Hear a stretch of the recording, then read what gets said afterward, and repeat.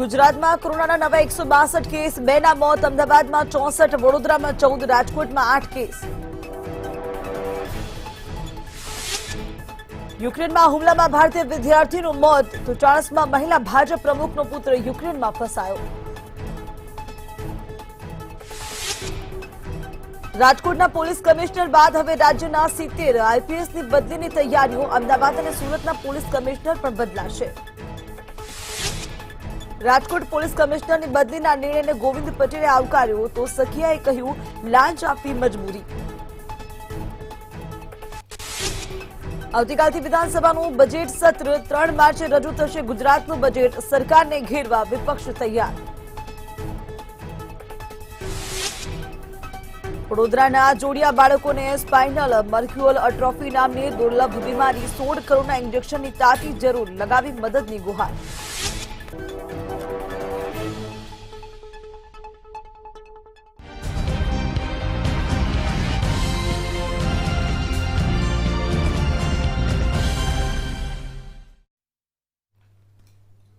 નમસ્કાર, સીધો સંવાદમાં આપની સાથે હું છું વિનળ. આજે આપણે ચર્ચા કરીશું આવતીકાલથી જે બજેટ સત્ર શરૂ થઈ રહ્યું છે. વિધાનસભા બજેટ સત્ર શરૂ થઈ રહ્યું છે. પરમ દિવસે બજેટ જે છે તેને રજૂ કરાશે. ઘણી આશા અપેક્ષાઓ છે આ બજેટને લઈને. ખેડૂતો ખાસ તો રાહ જોઈ રહ્યા છે, યુવા વર્ગ રાહ જોઈ રહ્યો છે, ગૃહિણીઓ પણ ક્યાંક ને ક્યાંક આની અસર થતી હોય છે બજેટની, તેથી રાહ જોઈ રહી છે. હવે સવાલ એ છે કે સરકાર બજેટમાં જે રીતે આશાઓ છે તેમાં એ આશાઓ પૂરી કરશે કે કેમ. વિપક્ષ આ વખતે આ જે 22 દિવસ ચાલનારું સત્ર છે તેમાં ઘણી ધમાકેદાર રહે તેવી શક્યતા છે અને આ સત્ર જે છે તે પણ આ બધું જોતા ધમાકેદાર રહેશે તેવા અણસાર છે.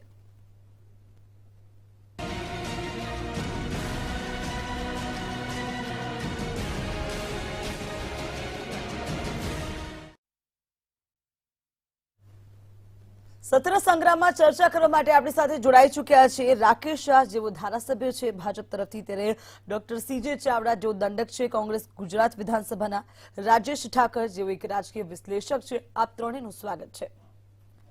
સૌથી પહેલા તો રાકેશજી આપને જ પૂછીશ કે ઘણી આશાઓ છે બજેટને લઈને અને આ વખતનું જે બજેટ છે એમાં કઈ કઈ આશાઓ પૂરી થાય તેવું આપ કહેશો? કેમ કે ખેડૂતો જે છે ઘણું નુકસાન થયું છે, વાવાઝોડા હોય કે પછી એકાએક આવેલો વરસાદ હોય, યુવાનો બેરોજગાર છે તેમને પણ ક્યાંક અસર થઈ રહી છે, એટલે આ બધાને લઈને આ બજેટમાં શું નવીન હોઈ શકે? સ્વાભાવિક રીતે આ નિયત બજેટનો સમયગાળાનું આવતીકાલથી બજેટનું સત્ર ચાલુ થશે. છેલ્લા 2 દશકાથી વધારે ભારતીય જનતા પાર્ટી પોતાનું બજેટ રજૂ કરે છે. બજેટમાં બધા જ પ્રકારના આયામોને લોકો સર કરે છે. આપે કીધું એ મહિલાઓ હોય, એ શોષિતો હોય, વંચિતો હોય, યુવાનો માટે હોય, એ સર્વસમાપેક્ષ બજેટ હશે જેનાથી આમ જનતા અને સામાન્ય લોકોને લાભ મળે, સુવિધા મળે અને વધુ સારી રીતે જીવન જીવી શકે એ પ્રકારની એક આખી વ્યવસ્થા બજેટમાં હોય છે. રાહ જોવાની જરૂર નથી. પરમ દિવસે બજેટ નાણામંત્રી રજૂ કરી દેવાના છે અને જે જનતાની આકાંક્ષા અને અપેક્ષા છે, મને ચોક્કસ વિશ્વાસ છે આ બજેટ પણ જે વર્ષોથી ભારતીય જનતા પાર્ટી બજેટ રજૂ કરે છે એ પ્રકારનું એક સર્વસમાપેક્ષ બજેટ હશે, લોકોને અનુકૂળતા આવવાનું બજેટ હશે. જી ચોક્કસ. ડોક્ટર સીજે આપને પૂછીશ, જે રીતેની આ વખતનું સત્ર હંગામેદાર રહેવાના અણસાર છે, કેમ કે વિપક્ષ પાસે આ વખતે તો ઘણા બધા મુદ્દાઓ છે કે જેને લઈને તેઓ પોતાનો પક્ષ મૂકી શકશે.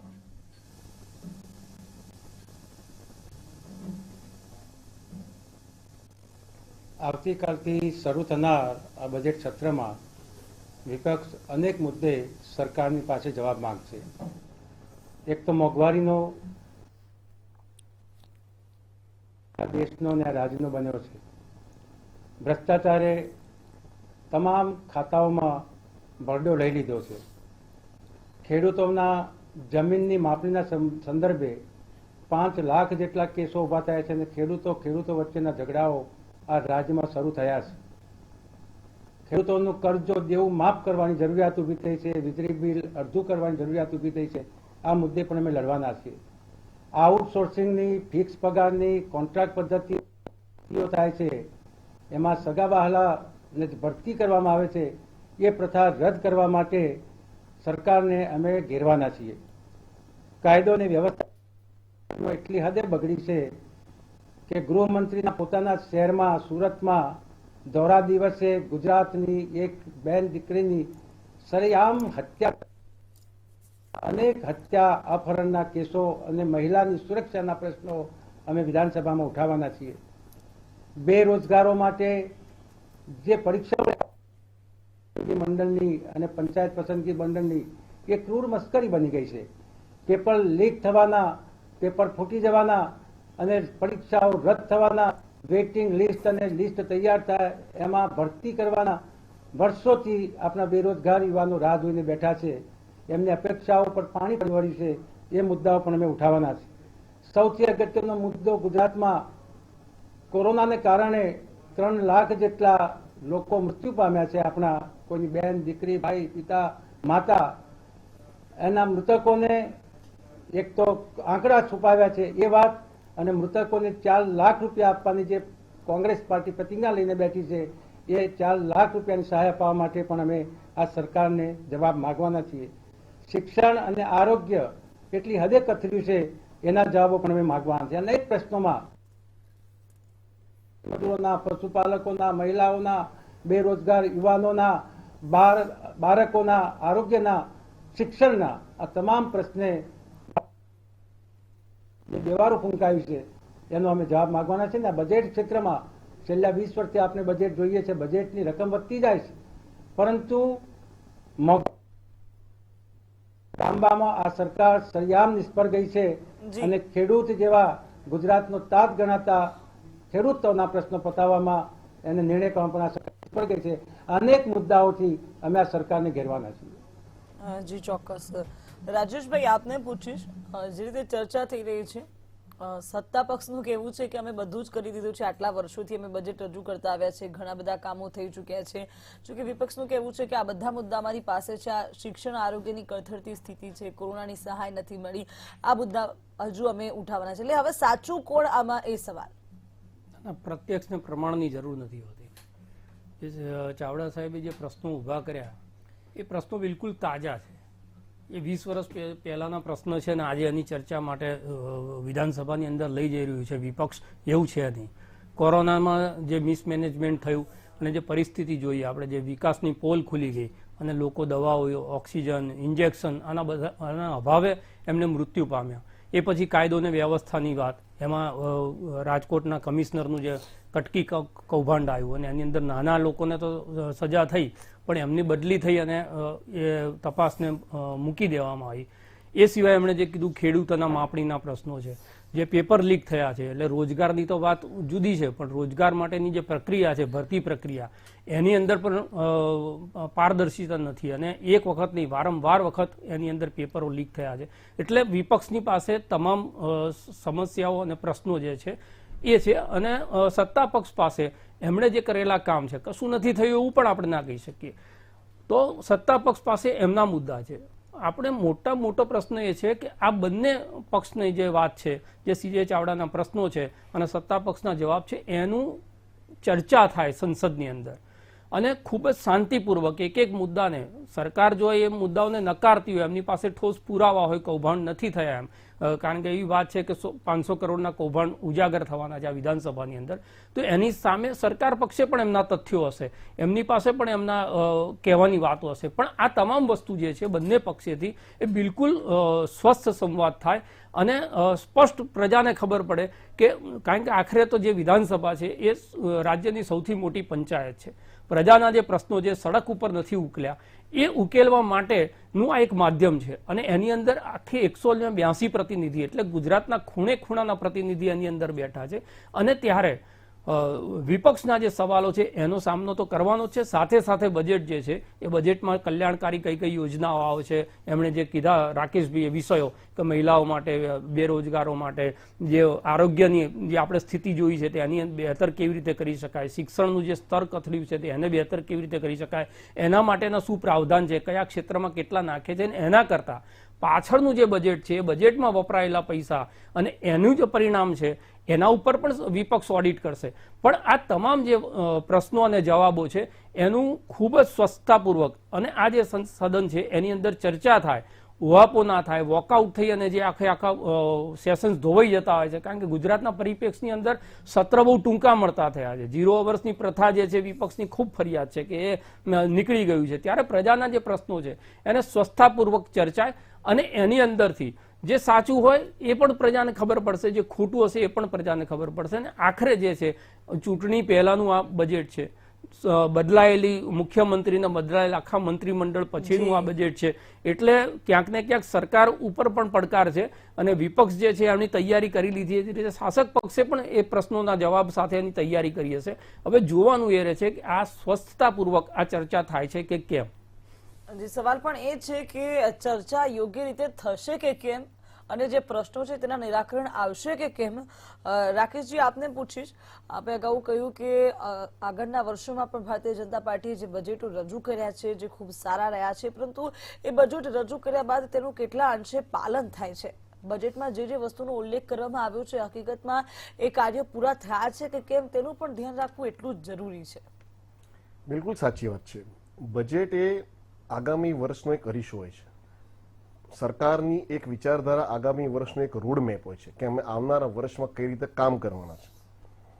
સીજે ચાવડાએ કીધું કે અમે લડવાના છે, કે જે પણ એમને પ્રવૃત્તિ કરવી છે. મૂળ લડવા કરતા જે રીતે વિશ્લેષક સાહેબ એવું રાજેશભાઈ કે એક ચર્ચા થવી જોઈએ, તંદુરસ્ત ચર્ચા થાય. એમને એક વાતનો પણ ઉલ્લેખ કર્યો, હું એ વાત પણ સ્વીકારું છું કે જે રીતે તંદુરસ્ત ચર્ચા કદાચ સમયગાળો ઓછો કે વધારે કરતા વિપક્ષના લોકોને અગર કોઈ આક્ષેપો કરવા હોય તો ના એની પાસે કોઈ પુરાવા છે. વાત છેલ્લા 500 કરોડના ભ્રષ્ટાચારની, એમાં સ્પષ્ટતા થઈ ગઈ છે કે તમારી પાસે પુરાવા હોય તો રજૂ કરો, નહીતર કાલથી કોર્ટની સામે તૈયારી રાખજો. કહેવાનો આશય, પુરાવા સાથે અગર રજૂઆત કરશે તો શાસક પક્ષ એનો જવાબ આપવા સક્ષમ છે.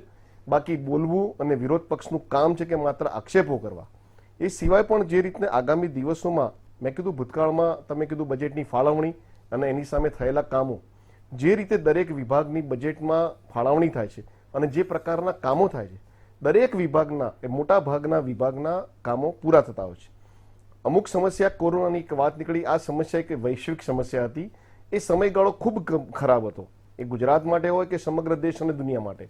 પણ એ સમયગાળામાં પણ હેમખેમ બહાર નીકળી, 10 કરોડથી વધારે લોકોને મફત રસીકરણ આપી અને જે રીતે કોંગ્રેસના મિત્રોએ રસીકરણ સામે બુમરેંગ મચાવી હતી. દુઃખ થાય છે કે બીમારીને પણ એક રાજકીય હાથો બનાવવા જઈ રહી હતી કોંગ્રેસ. દિશા એની નક્કી નથી. એમને જે નિર્ણય કરવો એ કાલે વિધાનસભાના ફ્લોર ઉપર અમે જવાબ આપવા તૈયાર છે, પણ માત્ર આક્ષેપો કે એની પુરાવાના આધાર ઉપર રજૂઆત કરો. આ બધા જ આક્ષેપો, મોંઘવારી, બેરોજગારી, બેકારી, એ છેલ્લા 20 વર્ષથી એમના આક્ષેપો થઈ રહ્યા છે, પણ ના કોઈ પુરાવા સાથેની ચર્ચા કરે છે. અને જે મેટર ક્યાંક કોર્ટમાં છે એમાં અમે અત્યારે કોઈ ચર્ચા નહીં કરી શકીએ. કોર્ટનો જે નિર્ણય આવશે અમે સ્વીકારીશું. પણ એટલું ચોક્કસ કહીશ, આ વખતનું પણ બજેટ ભૂતકાળમાં જે રીતે ભારતીય જનતા પાર્ટી છેલ્લા 20-22 વર્ષથી બજેટ રજૂ કર્યું છે એનાથી પણ સારું વર્ષ હશે, સારું બજેટ હશે. અમારા માટે ચૂંટણીલક્ષી બજેટ નથી હોતું. અમારા માટે 5 વર્ષ જ્યારે જવાબદારી મળી હોય છે તો એ 5 વર્ષમાં ગુજરાતની જનતાને કઈ રીતે વધુ સુખાકારી, એ દરેક ક્ષેત્રના લોકોને, એ છેક વંચિતો સુધી પણ એના દાખલા આપણે પણ ઉત્તમ જોયા છે કે ગરીબ કલ્યાણ મેળા હમણાં ચાલુ થયા છે. ગરીબ કલ્યાણ મેળામાં લાભાર્થીને સીધો લાભ એના ખાતામાં મળે છે. ભૂતકાળમાં સિસ્ટમમાં વચેટિયાઓ હતા, આ બધા નીકળી ગયા છે. આ બધી જ સમસ્યાઓ જે તે મિત્રોને થઈ રહી છે એ પુરાવા લઈને અથવા એમની પાસે અસરકારક રજૂઆત હશે, એમના સારા સૂચનો હશે તો પણ અમે સ્વીકારીશું. પણ એટલું ચોક્કસ ખાતરી આપીશ કે આવતીકાલ પરમ દિવસે રજૂ થવાનું બજેટ આગામી 1 વર્ષ ગુજરાતને વધુ અગ્રસ્થાને લઈ જશે અને કદાચ જે રીતે ગુજરાત એક રોલ મોડલ કહેવાય છે, આવનારું વર્ષમાં એ સમગ્ર ભારતમાં ગુજરાત પ્રથમ ક્રમે પહોંચશે એવું મને સ્પષ્ટ દેખાય છે. આપણે જે રીતે કહ્યું, કદાચ આ બધી બાબતો સાચી થઈ જાય તો ગુજરાતની જનતાને બીજું જોઈએ જ શું. ચાવડાજી, આપને કહીશ કે રાકેશજીનું જે રીતે કહેવું છે કે આપ દિશાહીન છો, શું કહેશો આપ? જી,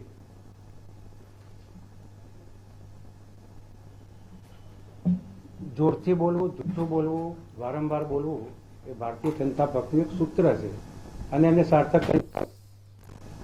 બજેટની વાત કરશું, બજેટ સત્રની વાત કરશું તો ભારતીય જનતા પક્ષની સરકાર જ્યારથી આવી છે ત્યારે, અને પહેલાનું જો તમે ગુજરાતનું સત્ર જોતા, સત્ર, ચોમાસું સત્ર અને બજેટ સત્ર જેવા સત્રો મળતા.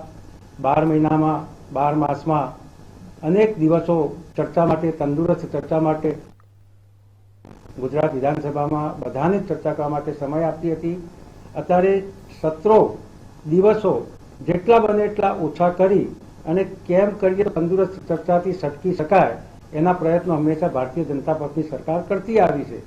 આ વખતે પણ 31 માર્ચ સુધી બજેટ સેશન હોય એટલે આપવું જ પડે, પરંતુ બેઠકો એકના બદલે 2 રાખવી અને એવા અનેક પ્રશ્નો એમાં હોય છે, પરંતુ એમાં ન પડતા 1 મિનિટનો ઉપયોગ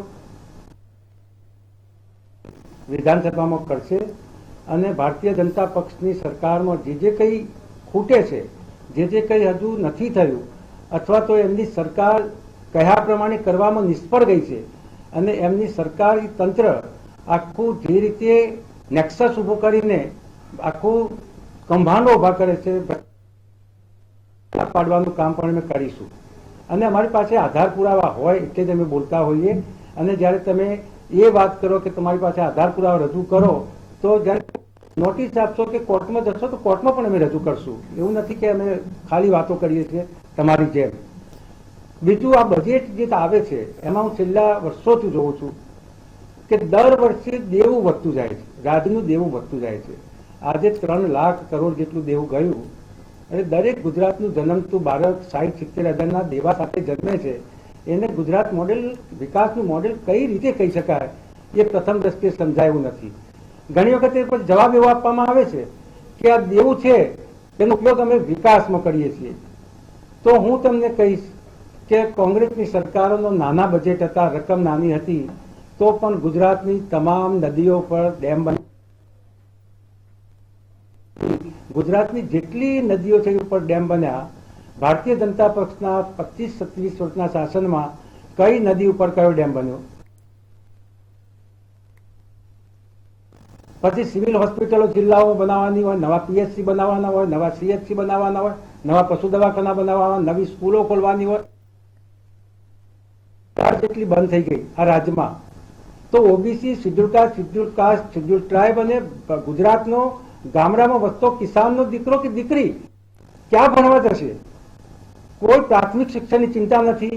પ્રાઇવેટાઇઝેશનનો રાફડો ફાટી નીકળ્યો છે અને ખાનગી સંસ્થાઓને એક ધંધો વ્યવસાય હોય એવું આ 20 વર્ષના શાસનમાં, ભારતીય જનતા પક્ષના શાસનમાં બન્યું છે. આ બધી જ બાબતો અમે વારંવાર કહેતા આવ્યા છીએ. પણ આ વખતે જયારે ગુજરાતની પ્રજાને પ્રતીતિ થઈ છે ને ગુજરાતની પ્રજા જયારે પ્રશ્નો લઈને ઉભી થઈ છે કે આ વખતે તો ગુજરાતની પ્રજા પણ આંદોલનમાં જોડાઈ છે, ત્યારે અમને ચોક્કસ વિશ્વાસ છે કે વિધાનસભામાં એમના માટે ખૂબ ભારે પડશે. લડવાની વાત એટલે ઝઘડવાની, વ્યવસ્થિત રીતે 1 મિનિટનો ઉપયોગ કરીને વિધાનસભાના ફ્લોર ઉપર તંદુરસ્ત ચર્ચા કરીને ગુજરાતની પ્રજાને અમે બતાવવા માંગીએ છીએ, દર્શાવીશું પક્ષની સરકાર બોલે છે શું અને કરે છે શું.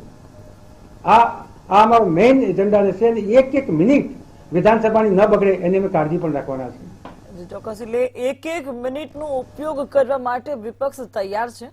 સત્ર હંગામેદાર તો ચોક્કસથી રહેશે, કેમ કે આ વખતે ઘણા બધા એવા મુદ્દા પણ છે કે જેની ચર્ચા કરવી જરૂરી છે. રાજેશભાઈ, આપને પૂછીશ. આપણે અગાઉ કહ્યું કે શાંતિપૂર્ણ ચર્ચા થાય એવી આશા રાખીએ, પરંતુ આપણે પણ જોયેલું છે કે જ્યારે સત્ર શરૂ થઈ જાય અને પછી વિપક્ષ ને પક્ષ આમને સામને એકબીજા પર આક્ષેપ પ્રત્યાક્ષેપ કરવામાં એટલા બધા મશગુલ થઈ જતા હોય છે કે પછી જે ખરેખર મુદ્દો ચર્ચાતો હોય છે તે રહી જતો હોય છે.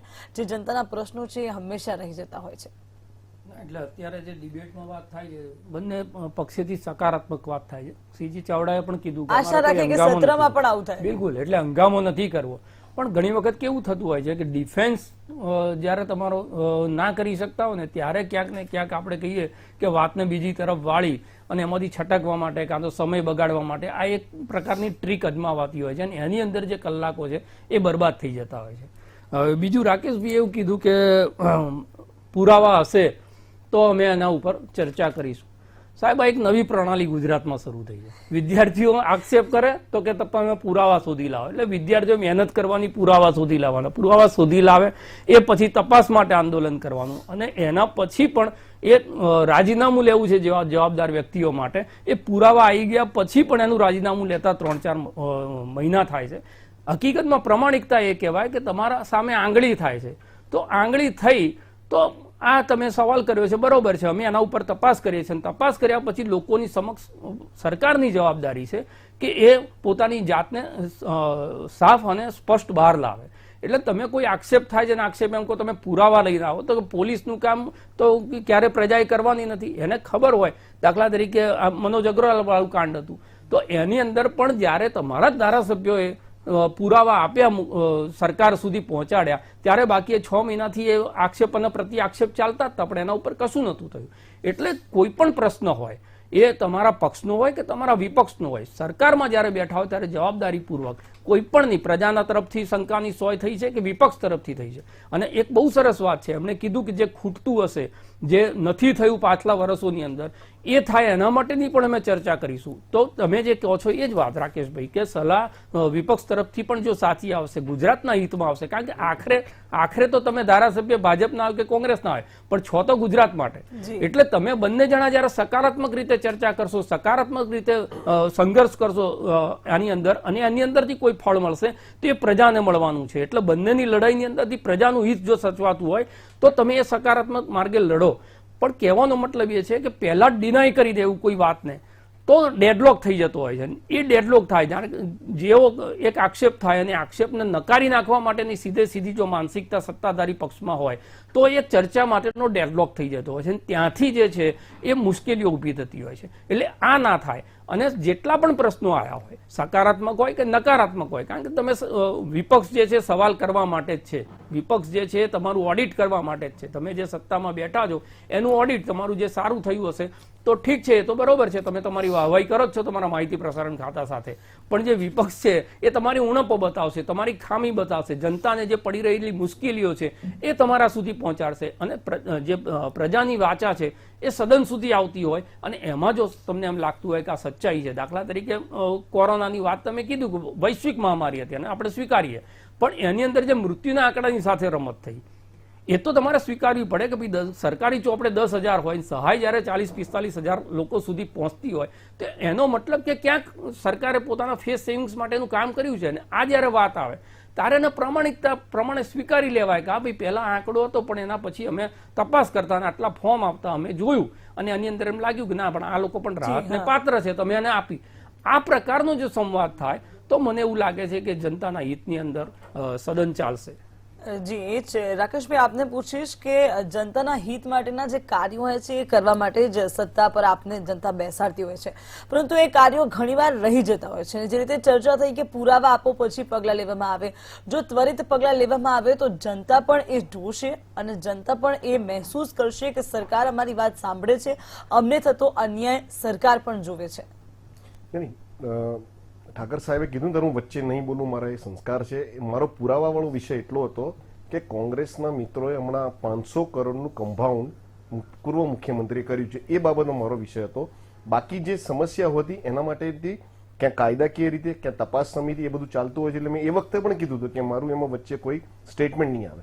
પુરાવા માત્ર કોઈને પણ બોલીને એની પર મીડિયા અને ટીવી પર છમાઈ જવું કે 500 કરોડનું કમ્પાઉન્ડ. અરે ગુજરાતના મુખ્યમંત્રી જયારે એમની પાસે આજે જવાબદારી નથી તો આ ઘટના તમે આજની ક્યાં કહો છો, પહેલાની હતી, તારે એ દિવસથી તમે રજૂઆત કરવી હોત ને તો તમારું કંઈક પરિણામ બી મળી ગયું.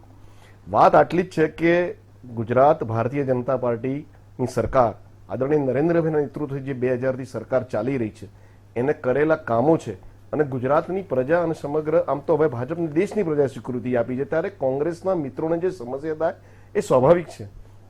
સીજે ચાવડા કહેતા હતા કયા ડેમ બનાવ્યા, તમે ડેમની કઈ વાત કરો છો? જે ડેમ માટે ગુજરાતની જનતા વર્ષોથી નર્મદા ડેમના પાણી માટે વલખા મારી રહી હતી, અને જૂના 4 ડેમ બનાવ્યા એની રજૂઆત કરો છો. અમે શું બનાવ્યું, અમે કેટલા આઈઆઈએમ બનાવ્યા, કેટલી યુનિવર્સિટીઓ બનાવી, એનું હિસાબ માણવા જઈશ તો અહીંયા સમય ખૂટશે. એ વખતે અમે બી અમારી જવાબદારી છે ને મેં કર્યું છે. અહીંનું ધન એટલે અહીંનું એટલે નોલેજ બહાર જતું ના રહે એટલા માટે બધા લોકોને સમાવેશ થઈ શકે, અન્ય રાજ્યોમાં ના જઈ શકે, મોટી ફી ના ભરવાની થાય, એટલે અહીંયા અમુક પ્રાઇવેટ યુનિવર્સિટીઓને એમની સુવિધા આપવાનો પ્રયત્ન કર્યો હતો. સરકાર શિક્ષણ હોય, આરોગ્ય હોય, હું એ વાત સાથે સ્વીકારું છું કે ક્યાંક કોરોના આંકડામાં વધઘટ આવી જશે, પણ કોરોનાની એ મહામારીમાં માત્ર મરણ સિવાય જે લોકોને સમસ્યા થઈ હતી એ લોકોને જે સુવિધાઓ પૂરી પાડી છે એ સરકારે કરી છે. કોઈની સરકારો તો શું થાય મારો નિર્ણય મારું કેવું નથી, પણ એક જવાબદારી સમજીને નાગરિકોને સુવિધા વધુ મળે, વધુ ફેસિલિટી મળે. માત્ર સરકાર નહીં, એ સુવિધા ક્યાંક ત્રીજી લહેરમાં કોકને મળી, બાકી બીજી લહેરમાં તો તમે ને મેં પણ જોયું છે કે એમ્બ્યુલન્સની લાંબી કતારો લાગી છે, બેડ નથી મળ્યા ને લોકોને. બિલકુલ સાચી વાત છે બેન, પણ એક અમુક તો લિમિટેશન આવી જશે ને કે ક્યાં સુધી લોકોને મદદ કરી શકે. કહેવાનો આશય લાગ્યું કે અહીંયા આગામી દિવસોમાં વધારે સમસ્યા વકરશે તો જરૂરી નવી હોસ્પિટલો, નવી સુવિધા, લોકોને જોડાય, સમાજને જોડાય, એનજીઓને જોડાય અને બધાએ મદદ કરીએ. પણ એક મહામારી, એક મહામારીમાં સરકારની નિષ્ફળતા અથવા સરકાર ઉપર આક્ષેપ કરો એ મને લાગતું એ યોગ્ય નથી. બાકી તો આવનારા દિવસોમાં બજેટમાં તમારી જે રજૂઆતો છે, મેં પહેલા પણ કીધું, અને અમારી પાસે કરેલા કામોની ખૂબ મોટી યાદી છે. એટલે એ બંનેમાં, અને જે રીતે ઠાકરભાઈએ પણ કીધું કે અમારી પણ લાગણી સ્વાભાવિક રીતે હોય છે કે અમને એ જાગતા રાખવાનું કામ એમનું છે. વાત હતી એમનો એક મુદ્દો છેલ્લે અમારે કહેવો છે કે સમયગાળો ક્યાંક ઓછો થઈ ગયો છે વિધાનસભાના સત્રનો. હું દુઃખ સાથે કહું છું, હું પણ આ વિધાનસભામાં છેલ્લા 15 વર્ષથી મારી જવાબદારીથી જોઉં છું. ખૂબ સમય કોંગ્રેસના એટલે વિરોધ પક્ષના મિત્રોએ પોતાનો જે મળતો સમય હોય છે પણ ક્યાંક વોકઆઉટ એવા મુદ્દા પર ચર્ચા કર્યા જી, મારી પાસે બી સમયનો અભાવ છે અને એ રીતે જ આ વખતે કહ્યું ને ચાવડાજીએ કે અમે આ વખતે 1 પણ મિનિટનો સમય નહીં બગાડીએ. જે ભૂતકાળમાં થયેલી ભૂલો છે એને કદાચ એ લોકો નહીં આ વખતે દોહરાવે. ચાવડાજી, ટૂંકમાં જવાબ આપશો. આપે કહ્યું કે અમે તમામ તૈયારીઓ સાથે આ વખતે સત્રમાં જવાના છીએ, પરંતુ ક્યાંક કોક એવો મુદ્દો આવ્યો કે જ્યાં કોંગ્રેસે અવાજ ઉઠાવવાનો હશે, જનતાએ વિપક્ષ તરીકે બી એમની પસંદગી કરી છે, વિપક્ષ તરીકેની જવાબદારી નિભાવવામાં આપ પૂરા ઉતરશો ખરા?